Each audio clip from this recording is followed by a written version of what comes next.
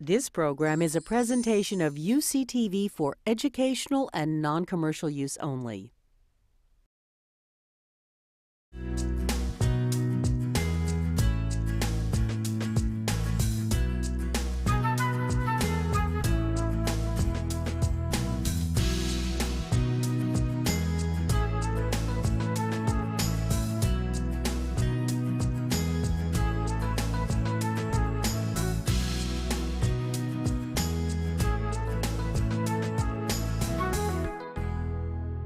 Research universities create opportunity.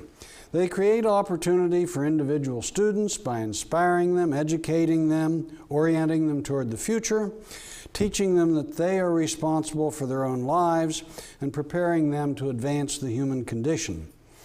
Research universities also create opportunities for industries, cities, nations, and regions by preparing educated citizens and by direct application of new knowledge, new understandings, and new technologies that flow from their research and scholarship. Research universities create opportunity for our earth and all its people because knowledge and understanding pave the path to peace, and because scientific knowledge and engineering capabilities are essential to meeting the great global challenges of energy, water, environmental sustainability, food, health, and security. Only through the lives, work, and leadership of those who are advantaged by education, research, and knowledge can we hope to advance the prosperity and quality of life of our world's population, a population that has doubled during my lifetime and may soon approach 9 billion people. Having said that, this is not the view everybody takes of us. I cut this out of an article on the front page of the New York Times 2 days ago. Universities aspire to prestige, and that is achieved by increasing selectivity, getting a research mission, and having faculty do as little teaching as possible. Now, I, of course, am deeply offended by that, but as in many strong statements, there is some kernel there of something we all need to think about very hard. We must not actually become this, nor do I believe we currently are. The structure and philosophy of the modern research university are largely derived by those developed at Humboldt University in Germany early in the 19th century. The essential element of the modern research university is its commitment to combining teaching and research in a single institution. This then new approach to higher education migrated across the Atlantic Ocean and took roots in the United States, specifically at the Johns Hopkins University. From there, it diffused across North America and throughout Europe as new universities were established and as research became a more central purpose of research universities. At each stage and location, the structure was modified and adapted to fit the local conditions and purposes and to both lead and adapt to new advancing knowledge and changing social needs. As the age of technology advanced in the second half of the 20th century, the research university migrated and evolved further, as is well symbolized especially by the rapid rise of the Indian Institutes of Technology and by the establishment of many new research universities in Asia, and finally and ironically, in a somewhat revised or Americanized form, back again to Europe. I would like to discuss 6 lessons from the research university of the 21st century that the university of the 21st century can learn from the experience of those in the 20th century. The first lesson is that teaching and research must be intimately intertwined and must be assigned equal importance. Teaching and research, in our view, are inseparable, and it is their synergy that defines the essence of a research university. Many years ago, Frederick Terman, the legendary provost of Stanford University, was asked whether he wanted Stanford to be a research university or a teaching university. Terman's answer was, "I want it to be a learning university." The research university of the 21st century must be devoted to such learning in the broadest sense, learning from discovery as well as through teaching and exploration of the past. In the long run, I believe that making universities exciting, creative, adventurous, rigorous, demanding, and empowering environments is more important than simply specifying curricular details. The second lesson is that the quality of a research university can be no better than the quality of its faculty. The faculty defines the university. The research university of the 21st century must strive to attract, nurture, and empower the very best professors. This essential task of building or sustaining a world-class faculty requires commitment, fortitude, patience, and adherence to high academic values as well as high aspirations. Some well-experienced senior faculty members can and should be hired, but in the end, it is perhaps even more important that young faculty grow up through the ranks of a given university. Lesson 3 is that science can flourish only in an open environment. Science languishes in a closed environment. The free flow of people and ideas across institutional and political boundaries is essential to the functioning of a great university. The very process of conducting science requires that others challenge one's hypotheses, independently verify the results of experiments, and validate theoretical conclusions. Science cannot be done in isolation, and of course interactions among scholars, scientists, and engineers who have diverse perspectives and varied experiences lead to creativity and innovation. Such interchange is the very essence of a research university. Maintaining an intellectually open environment requires a high degree of institutional autonomy and protection from political and ideological forces. Lesson 4 is that it is essential to give great freedom to new young faculty members to study and teach what they believe is important. They should not function as research assistants to senior professors. The wisdom and perspective of senior scholars is important, but most dramatic new insights and innovations come from brilliant young men and women. But with great intellectual freedom comes great responsibility. The faculty, even early in their careers, must always be held to the highest academic standards, especially through the evaluation and constructive criticism inherent in the peer review process. The freshness that comes from young faculty and from the continual flow of students to an institution is the key to a great university. Lesson 5 is that competition among universities to attract and retain the very best faculty and students, and competition among professors and research groups in the free marketplace of ideas engenders excellence. Such interinstitutional competition may at first seem expensive, inefficient, and complicated, especially because today universities must compete on a global scale. Nonetheless, the competition drives improvements in research, in teaching, and in educational policies, working environments, facilities, and most importantly, in ideas and people. Great professors attract great students, and great students attract great professors.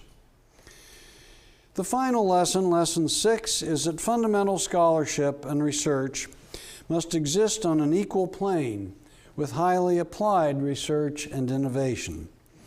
As we enter the 21st century, we are very aware that research universities create opportunity for nations and regions through the transfer of technology and innovations to the marketplace.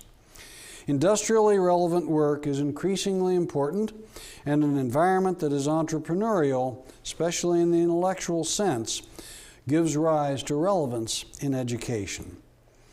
However, there is a danger that in our rush to solve practical problems and transfer technology to industry, we could lose our bearings and forget that there are still more profound purposes of universities: to discover truth and nature, to celebrate ideas, and advance the human spirit.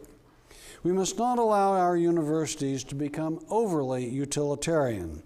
Universities are places where ideas must be exchanged, evaluated, and integrated.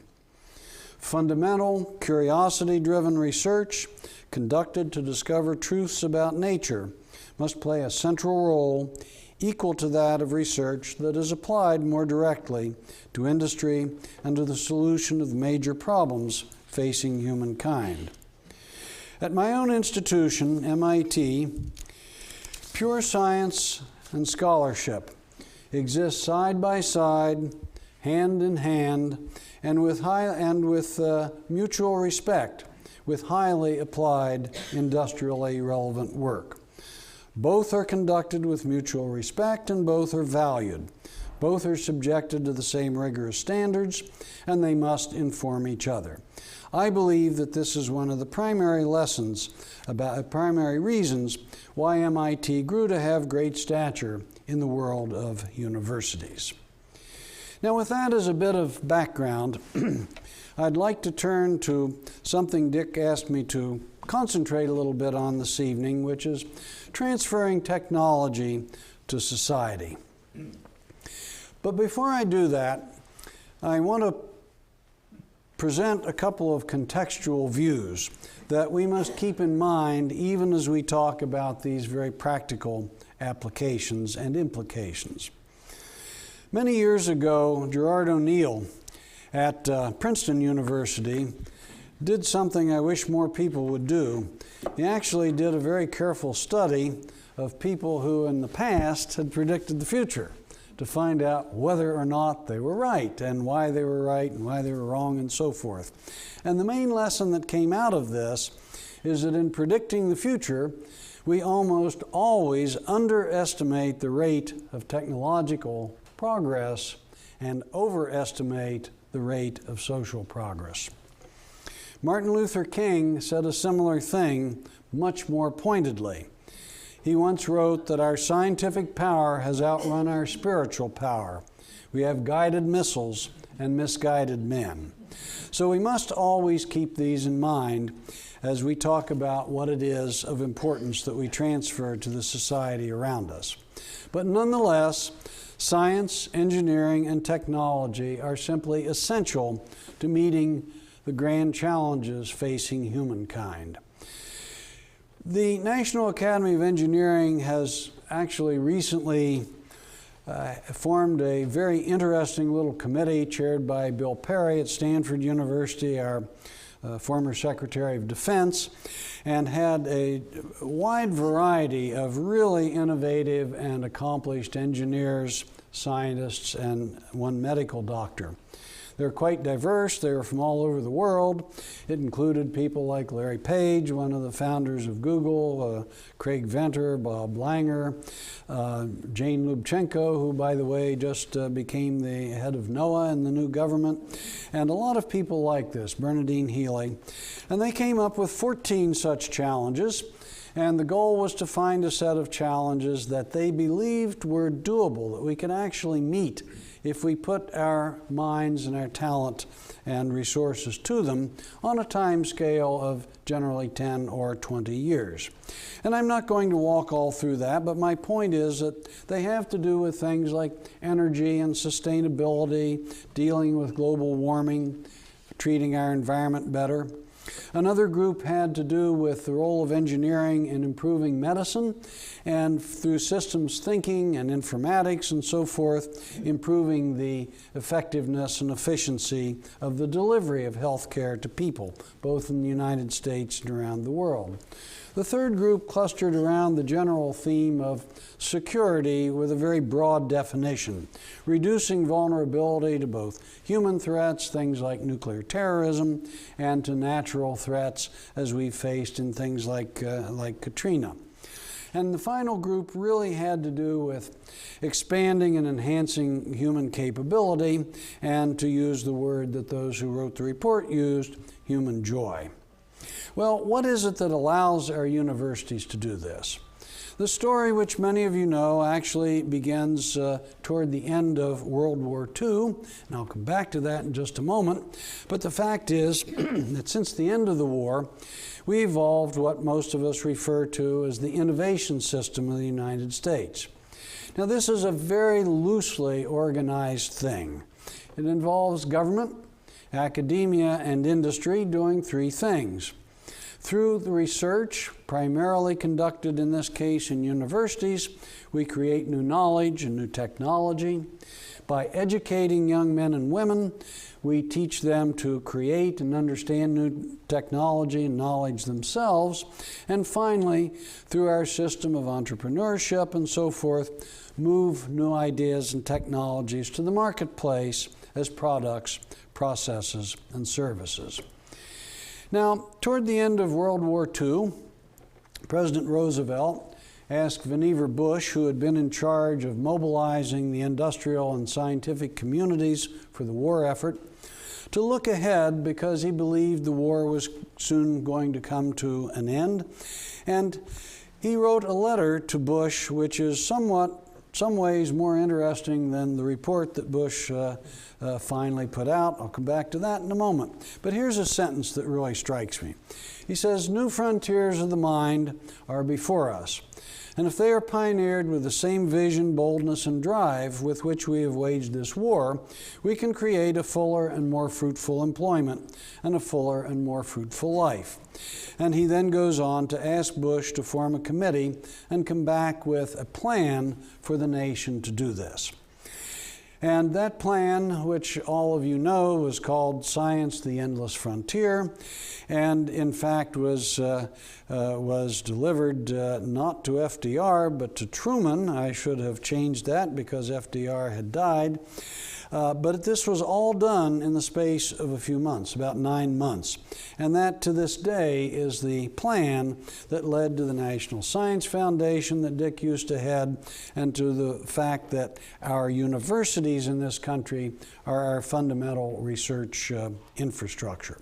But there's a sentence in that report that doesn't get so much play that I think is extraordinarily important. Bush says this: "If availability and not the circumstance of family fortune determines who shall receive higher education, then we shall be assured of constantly improving quality at every level of scientific activity." A very strong statement that people in all walks of life can be brilliant, and that education should not be made just available on the basis of family wealth. Now, this system has been enormously effective.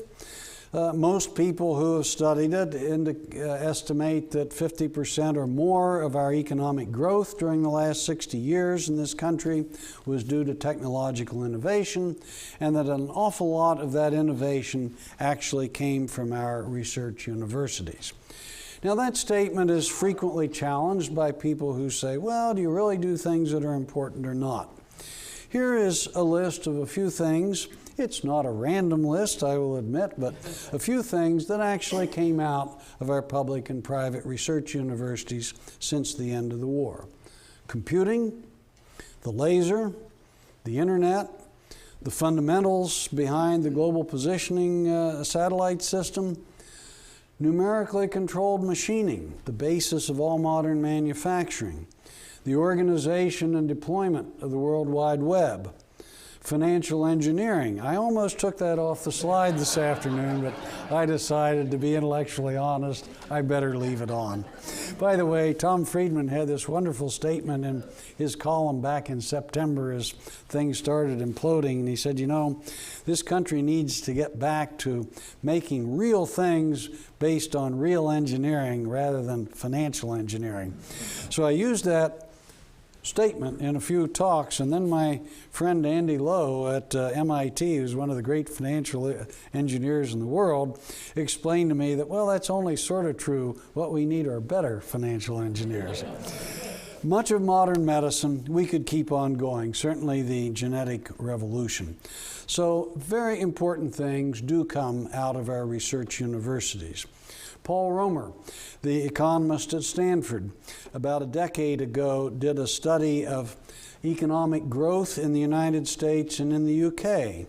And here's what he said in that report, explaining this curve. Everything we know about history, technology, and economic theory tells us that an increase of this magnitude would not have been possible in the absence of technological change. So we do important things. And in any event, at the end of the day, it is the long-term basic research that must, above all else, continue to be done. This is the key to the future, the things that you can't always predict the outcome, but eventually the pieces of knowledge and technology that drive us forward begin to come together. Without this input of new basic research and knowledge discovery, our innovation system will wind down. But things are changing. This is a new century, and looking very simplistically from the perspective of an engineer or scientist, the last century, during which most of us spent most of our careers, was sort of a century based on big, fast things. Physics, electronics, high-speed transportation, high-speed communication were the things that drove the last half of the 20th century. But as we've entered the 21st century, you'd have to say that the key elements appear to be things like biology and information systems and science, but also, and critically important, looking back again to big issues like energy, water, and sustainability. It's a new century in which the R&D investments are spread around the world very differently than they were even a decade or two ago. The point of this map is that we're very quickly approaching a point where about a third of the R&D in the world is done in North America, about a third in Europe, and about a third in Asia. That map is changing very rapidly to spread things around the globe. Where do we stand in all of this? Well, just to state it very simply, we're still on top, we're still king of the hill. Nobody compares to us overall with the quality of research and development, but we are rapidly losing our market share, if you will. That is the share of output by any measure around the world. We lead in R&D investments, but we're only among the pack of leaders when it comes to the fraction of R&D the fraction of our GDP, our gross domestic product, that we spend on research and development. And in every metric you can look at, we have lost share in the world. Well, this is neither surprising nor is it bad in my view, because among other things, it means that the denominator is getting bigger. That is, the rest of the world is coming up, becoming active, and I happen to believe that that, in the end of the day, is very good. There are new players in the world. Here's a little graph that will give you a sense of where the expertise is today. And in this case, the sort of measure of expertise, the young professional workforce, men and women less than 7 years beyond graduation, looking at China, India, and the US. And you see in the blue bars that China already totally dominates in the sheer number of engineers in their younger workforce, that India totally dominates in the finance and accounting sector, and that only in life science does the United States have a small lead. So again, if we had drawn this curve 20 years ago, it would have looked nothing like this. More importantly, where will the expertise be? Well, let's look at who's coming out of universities. This chart shows the first engineering degrees, for the most part bachelor's degrees in all the fields of engineering. And the big message, of course, is the rise of China, graduating now over 250,000 engineers per year, while we in the US are graduating down around 55 or 60. Well, again, you might say, well, that's not surprising, for heaven's sakes. They have over 1.5 billion people. You'd expect them to graduate more engineers. But nonetheless, look at the trend lines, the way these things are moving. By the way, a few of you, certainly Dick, knows that these numbers are a little controversial, and we had some very inflated figures that worked their way into the draft of a very important National Academy study, and we immediately got pilloried all around the world. And so I use the more conservative figures here that come from our own National Science Foundation. Last June I was in Beijing and had the opportunity to speak to the Chinese Academy. And my talk was preceded by an overview by the Vice President of the Chinese Academy of Engineering, and I was just dying to see what numbers he was going to use, because I knew he would address this. Well, he used the US NSF. He'd plotted the same graph, so I guess they're accurate. New speed. Look at this.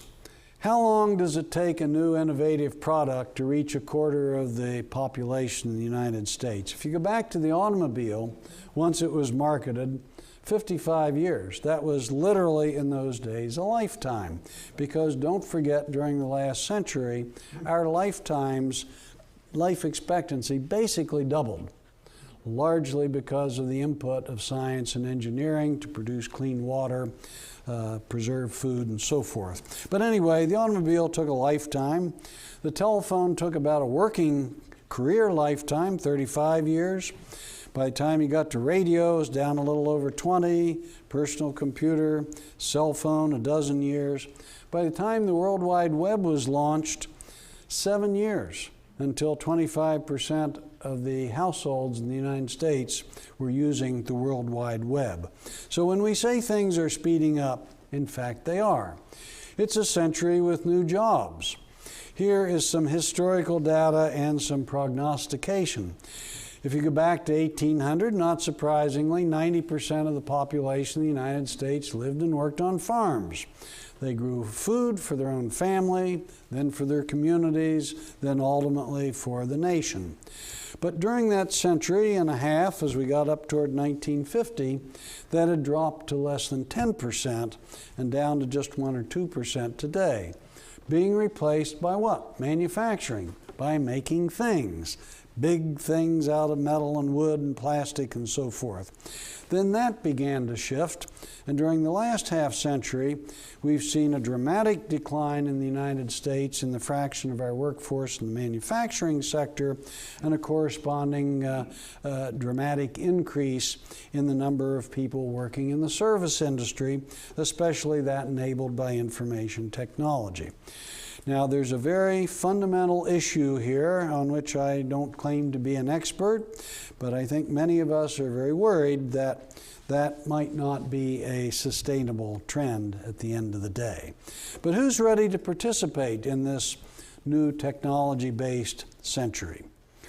Well, Asia, Europe, and the United States. Across Asia, about 20% of all university students study engineering. Across Europe, it's about 13%. In the United States, it's 4.5%. Interestingly, the fraction of our students who study in natural sciences is just about constant, plus or minus a couple of percent. But I believe, not surprisingly, at least in my role at the National Academy of Engineering, this is a big problem. And indeed, it actually is. It's not all about numbers, but my friend Floyd Kwame, who was, until he retired recently, a senior partner at Kleiner Perkins, one of the great venture capital outfits in Silicon Valley, says this: venture capital is the search for smart engineers. So we can't ignore numbers. Unfortunately, fewer than 15% of U.S. high school graduates have the science and math background to even consider going to engineering school. So what have we done? How have we had all of this success? Well, to a very large extent, openness of our campuses and immigration have saved us from ourselves. Our science and engineering PhD students, as most if not all of you are aware, are highly international these days. Almost 60% of the PhD degrees in engineering fields today go to non-US citizen students. The master's degree, that's relatively high too. It's about a third of the natural science students, somewhat less when you get to the social sciences. And not surprisingly, at the bachelor's degree or associate's degree, it's a fairly small fraction. But it is the dominant fraction of our PhDs in engineering and a very major fraction of those in science. Most today are coming to our shores from Asian countries. And again, looking here from 1985 up to 2005, you see the story again is China, sending a great number of bright young men and women to study here, with fairly constant but substantial percentages from places like India, Taiwan, and some growth in those from South Korea. Now, this has had wonderful positive impact on our country. It's improved the quality of our universities, it's brought great faculty to our campuses, and it has played a very major role in our science and engineering-based companies. This is from a study that's about to be published by my friend Vivek Wadhwa, who is now at Harvard and also holds an appointment at Duke University.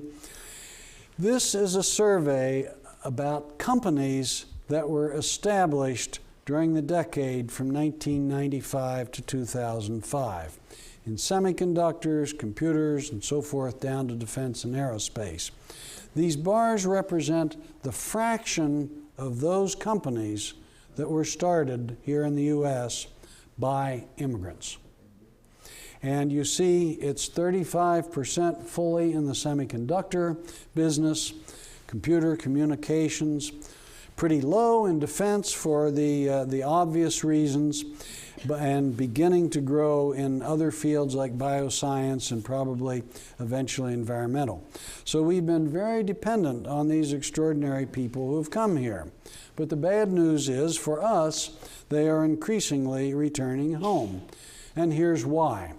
The Kauffman Foundation, through Vivek's work, has just published a report in the last week or so in which, and I say this particularly with Mr. Yankelovich with us today, they say up front this is not a strictly scientific survey because we didn't have the census data to sample things exactly correctly, but nonetheless they queried 1,700 Chinese and Indian folks who had lived in this country, come here to study or come to work, and had returned home in the last several years. And here are some of the key reasons why. They believed that the speed of their professional growth would be somewhat better or much better in their home country than they find it now in the United States. And that's a huge fraction in those top two clusters. That's about 3/4 of all of them. And perhaps more frightening still, given the way our economy is driven these days, return home because they think the opportunity to start a company and grow it is somewhat better or much better in their home country. So we used to just have sort of anecdotes about this, but we're beginning to get data and beginning to understand the motivations. So with this as background, let's think a little bit about science and engineering research in this new century. Its nature is also changing somewhat. Science and technology today are absolutely interdependent. In the last century, scientists discovered, engineers designed and created, and medical doctors healed. Today, these three are melding together very much. Everything is moving in a, not everything, but most things are moving in a quite interdisciplinary direction. To see that, just think about the revolution in genomics. Now, we might think of this as being medicine or biology or agriculture, but the fact is it's a fusion of biology, things as obscure as combinatorial mathematics, robotics, automation, microfabrication, all coupled together with clinically based medical insight. So-called nanotechnology is again a fusion of technologies and sciences that involves almost every one of the natural scientific disciplines and computer science and engineering disciplines. And what we'll be hearing more and more about in the coming decade, synthetic biology, an amazing melding of life science and information science. And finally, we will be performing more and more work in what's called Pasteur's quadrant. For those of you who don't know what that term means, this little diagram is based on a very interesting book published several years ago by the late Don Stokes at Princeton University. He was actually trying to understand how Vannevar Bush's mode of innovation in the United States and science and engineering endless frontier had played out and what was changing. But as he thought about that, he realized that most research could be put into 3 different locations, depending on whether you're motivated by discovering basic truths about nature or whether you're motivated by how the new knowledge is going to be used to practical purpose. And he talked about the 2 extremes here. The Bohr quadrant, named for Niels Bohr, pure basic research. Bohr, of course, learned how to understand the atom and never had particular concern about how that knowledge would be used. At the other extreme, the Edison quadrant, pure applied research. Thomas Edison basically being uninterested in new scientific discovery. He was sort of a serial systematic inventor after a particular end. We're going to see more and more of this so-called use-inspired basic research that Stokes referred to as Pasteur's quadrant, where you are trying to discover fairly basic new things about nature, but at the same time you're driven toward a potential end use. A great example of that, in addition to Pasteur's own famous work, would be things like the development of the transistor, or we could even say the way in which the atomic bomb was first constructed did this. So this is very useful, and you'll be seeing more and more work in our universities in this upper quadrant. But I noticed on the way through that there's nothing in the lower left-hand quadrant where you neither gain new knowledge about nature nor do anything useful. So I've defined that as the vest quadrant, Dick. So the frontiers are changing. Here's another thing I hope I can leave you with this evening as an important, at least to me, observation. When we look at engineering and technology, what goes on in industry, what goes on in universities, there's sort of 2 very different frontiers where we need to make serious new discoveries and innovations. And I'm going to just call them tiny systems and macro systems. Tiny systems, what all the young people are properly excited about today, where everything is getting smaller and faster and more complex. This is the so-called info nano world, and where we do incredibly wonderful things by combining these seemingly different disciplines. But also we have to see a return to frontier work at the macro system level, because this is where things get larger and more complicated, but where great social impact and importance resides. This is where we will deal with energy and environment, healthcare, communications, logistics, manufacturing, and so forth. But it's very interesting. If you look around UCSD, you will instantly find out that the people who are working in this tiny system or bio-nano-info world, they come from science, they come from engineering, they come from every conceivable discipline. They all work together. It's almost all done in teams. And science and engineering have just melded together. You really cannot tell one from the other. And it's very much Pasteur's quadrant. You're discovering new things and applying them, feeding them back. On the other hand, and we do not do enough of this, but I'm convinced it's a key to the future, when we look at the large-scale system, we need a similar strong tie, especially with the social sciences. I've tried to sort of show in these Venn diagrams. These are big engineered systems, but they can't actually be accomplished or deployed without the input from social science and management, and I would even argue the humanities and communications. So I think that these overlaps must be better reflected in our university education as we go into this new century. The payoff, by the way, I believe will be the feeding of what we learn about tiny systems into big systems through things like bio-based materials that leave a much smaller environmental footprint in their manufacture, biomimetics, which means designing human-based systems on what we learn from the way nature works, personalized predictive medicine, biofuels. We could go on, but I think that that bridge is where the big societal payoff for what's actually quite basic research on the left-hand side will play into important things on the out.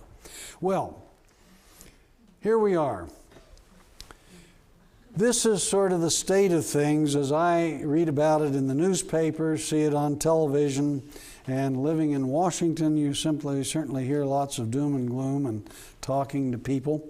There are all these awful things going on at the moment, every reason in the world to be depressed, but those of you who know me know I'm really an optimist, and last Sunday night, you may have seen Ben Bernanke gave, really, to me, a quite extraordinary interview on 60 Minutes, something he rarely does. And toward the end, he was asked, is this economy going to recover? Are you confident it actually will? And his answer was, the economy will recover in a strong and sustained way because American people are among the most productive in the world. We have the best technology. We have great universities. We have entrepreneurs. So I certainly believe that that is at the core, and it's wonderful seeing somebody with that set of responsibilities beginning to talk about the real economy again. Furthermore, it's the most exciting time for science and engineering in human history, and our leadership is needed. Now, I apologize to Dan Yankelovich before we began about having an amateur up here talking about polling, but here are a couple interesting polls I saw recently as I was thinking about what to talk about here. American people believe, who is it the American people believe can lead them to a better future? Apparently it's not the media. Doesn't tend to be large corporations, business leaders. I apologize to some of you. Government leaders, well, maybe. But they seem to place the most belief that science and technology leaders and small businesses and entrepreneurs will lead us out of these problems into a better future.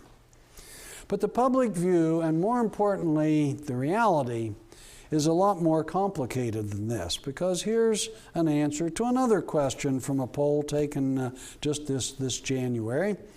Americans believe that the United States is clearly the technology leader of the 20th century. So this was just a question, which of these countries do you perceive to be the leader of technology advancements in the 20th century? And the United States by far gets the most votes, Japan coming there, for some reason China as well. But the problem with that is that this is the 21st century. And almost half the population believes that one of those other countries will be better able to meet future challenges than the United States. This is not the spirit most of us grew up with and believe we must recapture and rekindle and accelerate. They think poor education is to blame. This was an open-ended question. You know, just why do you think the U.S. is going to fall behind technologically? And only a small number blame it on politicians. A few say it's greed, government regulation, virtually dominated by education, poor educational system were the comments. The problem is they're right. And I wanted to show you just a couple of interesting little metrics. about a problem we all know a lot about. Here we always talk about, well, part of the reason the United States doesn't do so well on all these tests is we try to educate everybody here. Well, that's not true. This is the number of 25 to 35-year-olds in the United States today that have degrees beyond a high school education. And you will see that here we are at a little under 40%. There are other countries beginning to move up to 55%, moving toward 60%. But the real problem, as we know, begins in the K-12 system. But I've got some great news for you. Our 8th graders are very confident of their mathematical skills. These results are a little old. They're from 2005. They're from all the people that took the TIMSS tests around the world. And you see that the Japanese were not very confident. Only 20% of their kids, and the Koreans, thought that they were pretty good in math. U.S. very strongly thought they were. Unfortunately, these are the test results. So this is a lot of fun to look at, but on the other hand, it's a very serious point. We keep telling everybody how great they are, but not building the discipline and the inner drive to do well. Here's an even more serious point in my view. The percentage of 8th grade science teachers who actually have a degree in science. And in many of the Asian countries, this is close to 100%. It's up around 90%. In the United States, it's under 60%, and you know lots of horror stories about this. But there's a lot of data recently that shows that the single strongest predictor of how well kids succeed in life, that is, getting good jobs, having good income, the single strongest predictor is the quality of education that their teachers in K through 12 had. So this we have to pay a lot of attention to. So to begin to move to the end here, we have to improve education at all levels. We must invest in basic research. We're still at the top in terms of the sheer amount we spend, but we're no longer at the top in terms of the fraction of our GDP. And most of our R&D is actually done in industry. The government funds, as you can see, about less than half of what is expended in industry. The problem is, from the longer-term perspective, for very appropriate, understandable, and important reasons, industry, for the most part today, does little r and big D. Very little fundamental research contributed to the commons, lots of development and continuous improvement. They have to stay alive. So what about the government? Still a lot of money, $107 billion expended on research and development from the U.S. government each year. That's a fairly big number. I mean, you could even bail out a bank or two with that. And we all know that it's dominated by defense. That's what you always hear. Defense dominates, and indeed they are almost half of the federal R&D expenditures, with about a quarter in biomedical research, largely NIH, and then everything else, all the physics, engineering, computer science, math, and so forth, in that last quarter. But of this, only about a quarter, actually less than 25%, is classified as basic research. And then you say, so who pays for the basic research? Who pays for that 25%? The first thing you see is defense has shrunk to 5%. It didn't used to be that way. And the Defense Department drove a huge part of what today has become the base of U.S. industry in the civilian sector. They backed off from that. It's changing. Totally dominated by NIH. Everything else squeezed into this 38%. And if you look at the curves from 76 up to about up to well into this decade, you will see that in real dollars, the expenditures on physical science and engineering, in this case, I happen to show it as a fraction of GDP. It's even more dramatic if you just look at the dollars. That has been constant to declining throughout this entire period. The life sciences, which is great news, went up remarkably as NIH doubled and so forth. We've got to rebalance this, and we've got to rebalance it, of course, not by working at the top, but by, that is not by cutting NIH down, for heaven's sakes, but by raising the others up. And I'm not going to spend time on this busy chart, but it's just to say this is our total federal energy technology R&D from 78 to the present. So what happened? We had the oil problem, 78, great big jump, went way down to a shadow of its former self, and even today has barely come back up. This needs to be fixed. So naturally, we at the academies have some ideas about how to do this, and they were put together in a study called Rising Above the Gathering Storm, Energizing and Employing America for a Brighter Economic Future, that provides a template for the federal government that was requested by the Congress of what could be done in K through 12 science, math education, what could be done in terms of keeping our research base strong, what could be done to attract more bright young men and women into this variety of fields, and finally some policy issues around innovation to make this the place in the world to do innovation so that people are going to continue to want to come here and not just go back home. All of this, together with other work done by the Council on Competitiveness and President Bush's American Competitiveness Initiative, the ACI, came together 3 summers ago now to create the America Competes Act. It still has not been funded. That has got to be high on the agenda. Well, let me close by making a few comments about the continuing globalization of universities. We sort of looked at the past. Now today, every university recognizes it needs to do some things to become global, to get our American students experience overseas, transfer knowledge back and forth. And I think what we really need to do is enter an era where it's not just the U.S. broadcasting outward, but it's really an era of cooperation.